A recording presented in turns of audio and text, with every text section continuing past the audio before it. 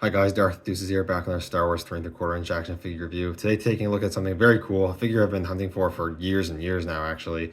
It is the Star Wars 30th anniversary Pre-Cyborg General Grievous.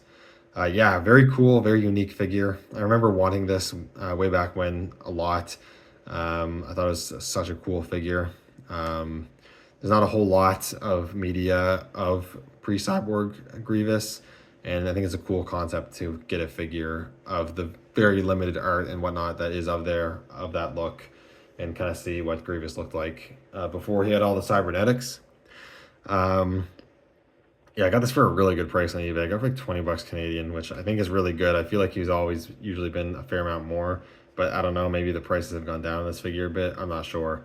It only got 2 releases. It was released in a single card in the 30th anniversary collection, and then it was actually released in the 2010 Shadows of the Dark Side in a 2-pack with a General Grievous figure. I think the same mold that the TVC 1.0 figure came from, which I never knew even existed until relatively recently. So that's kind of crazy. It must have been a pretty hard thing to find. But I have it now, and we will take a closer look. So this figure is really cool. Obviously, a really unique and not too common look for Grievous. But it's pretty cool. I believe it's the only Kalish figure we have at all. There's not too many Kalish characters, I guess, to make figures of, but still, he's the only Kalish figure that I think they've ever made. So that's really cool. Adds to the uniqueness. Really like the design, kind of the more archaic looking, almost kind of, kind of sort of tribal in some ways look. The headdress looks really cool. I really like how his original Kalish mask ends up being the main design for his General Grievous cybernetic mask, helmet, whatever you want to call it. You got kind of like this bandana headdress thing, the mask, and then you even got like the lines that go up over the eyes, similar to on the normal General Grievous we are more familiar with. And then you've got like the rest of the headdress kind of that covers the rest of the head. You can kind of see his ears poking out over the sides there, but that looks really cool. It's tough to see his eyes in there, but they are in there. But a really nice feature is you can actually remove the headpiece. It comes off, and then you actually get a full look General Grievous as he originally used to look, and definitely not a pretty looking dude.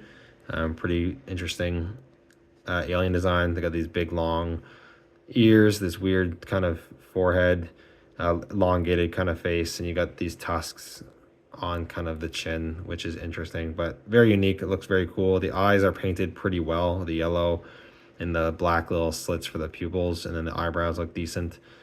On the back there, he's got the hair within the ponytail, which looks nice. The rest of the figure, he's got this cloak, which is super cool. It actually has his same emblem that he has on his General Grievous cape, which is a very nice little detail. And you've got like holes and tears, and the sculpted detail of the cloak in general looks pretty nice. And you've got this sheath with these wrappings on it, the bandolier, which continues on the front, and these bits here on the front, like vest or whatever. This is all actually a separate overlay piece. I think if you pop the head off, you can actually, yeah, you can fully remove that if you want. Not a whole lot to see. Underneath, he basically just has like these torso wrappings.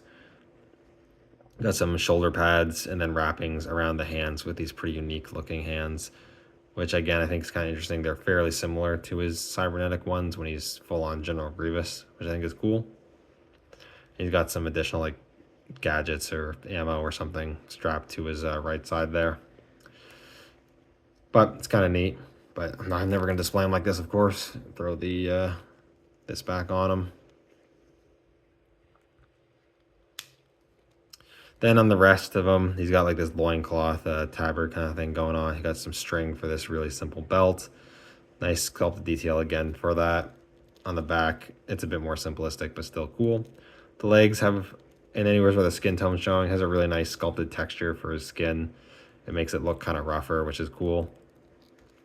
And he's got these big old feet with these talons, claws, with some more wrappings around the ankles and the feet themselves. Peg holes at the bottom of the feet. But very cool design, very unique. which I think is one of the main appeals of the figure. It's a very unique look. The figure's also pretty large, which I'll show in a quick comparison later, but I was kind of surprised how big he was. He's quite big for a 3¼ Star Wars figure, so I like that too. In terms of articulation, it is the weakest point of the figure. It's not terrible, but it's definitely some weirdness. It does have a ball joint at the head, but you're not going to get a ton of up motion or even a ton of rotation because the ponytail in the back, the hair gets in the way. Ball hinge at the shoulders move out about that far. They rotate. Obviously, this is going to get in the way a bit, but you get a good range of motion there.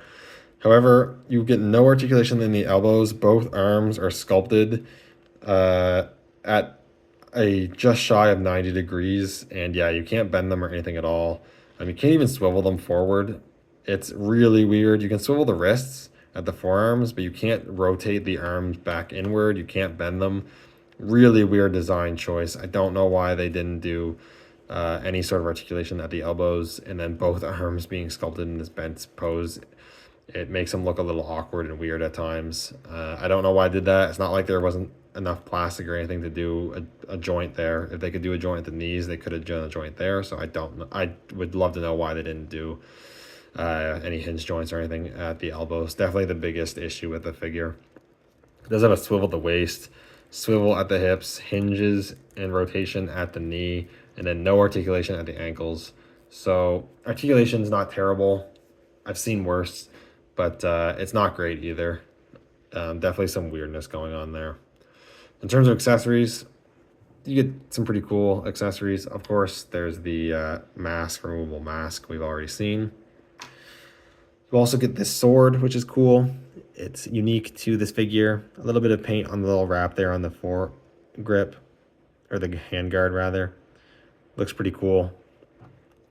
You can hold it securely. You gotta just weave the fingers in between the guard there, and then he holds it just fine.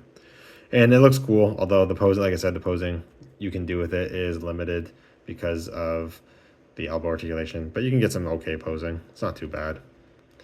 But we can take that out of his hand there, and you can actually store it in the sheath on his back, which is cool. Like so. So that's nice, won't fall out or anything. And then he comes with his gun. I do believe this is actually a slug thrower and not a blaster, so it actually fires physical projectiles, not laser bolts. So that's pretty cool. It's, again, a unique sculpt. It's in like this brownish, bronzish sort of color, and then you've got these wraps sculpted and painted, and then a painted strap hanging down from the gun. The strap is not really functional. You can't really sling it anywhere because it just the cloak gets in the way. You can kind of drape it over his arm, I guess, if you want to.